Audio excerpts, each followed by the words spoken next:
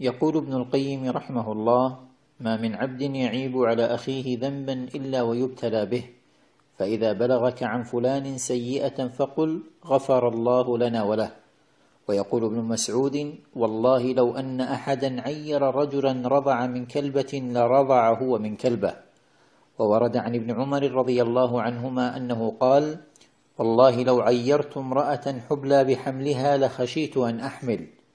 لا تراقب الناس ولا تتبع أثراتهم ولا تكشف سترهم ولا تتجسس عليهم. اشتغل بنفسك وأصلح عيوبك، فسوف تسأل فقط عن نفسك لا عن غيرك. وقل للشامتين: صبرا فإن نوائب الدنيا تدور. لا تسخر من فلان لأن ابنه أسبل ثوبه وحلق لحيته وشرب الدخان وترك الصلاة، ولا تهزأ بفلانة لأن ابنتها تلبس العاري وتتهاون بحجابها وتتكبر على أقاربها، فأنت لا تعلم حجم معاناة والديهم في تربيتهم وتوجيههم، ولا تدري مقدار تفانيهم في مجاهدتهم. ألا تعلم أن ابن نوح عليه السلام في النار؟ وكذلك أبو الأنبياء إبراهيم عليه السلام أبوه في النار. لا توزع الأقدار وتترجم النوايا، حسبك نفسك ومن تعول. أنت اليوم صالحا وغدا ربما يختم لك بخاتمة سيئة، وقلوب العباد بين أصابع الرحمن تتقلب كتقلب الماء المغلي. من هداك لهذا سوى رب العباد؟ إذا ساءك من أحدهم شيئا فقل: الحمد لله الذي عافانا مما ابتلاهم به وفضلنا على كثير ممن خلق تفضيلا، رب أصلحهم وثبتنا.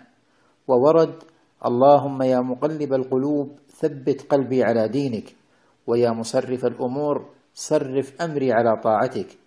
كان لأبي حنيفة جار سكير فاسد، نصحه حتى تعب من كثرة نصحه فتركه. وذات يوم طرقت الباب زوجة السكير تدعو أبا حنيفة للصلاة على زوجها السكير، فرفض أبو حنيفة الصلاة عليه. وفي منامه جاءه السكير وهو يتمشى في بساتين الجنة ويقول: قولوا لأبي حنيفة الحمد لله أن لم تجعل الجنة بيده. ولما أفاق سأل أبو حنيفة زوجة السكير عن حاله قبل الموت، فقالت: هو ما تعرف عنه، غير أنه كان في كل يوم جمعة يطعم أيتام الحي ويمسح على رؤوسهم ويبكي ويقول: ادعوا لعمكم، فلعلها كانت دعوة أحدهم. فندم أبو حنيفة أشد الندم. لا تسبوا أصحاب المعاصي ولا تحتقروهم، فإنما نحيا بستر الله، ولو كشف الله عنا ستره لفضحنا.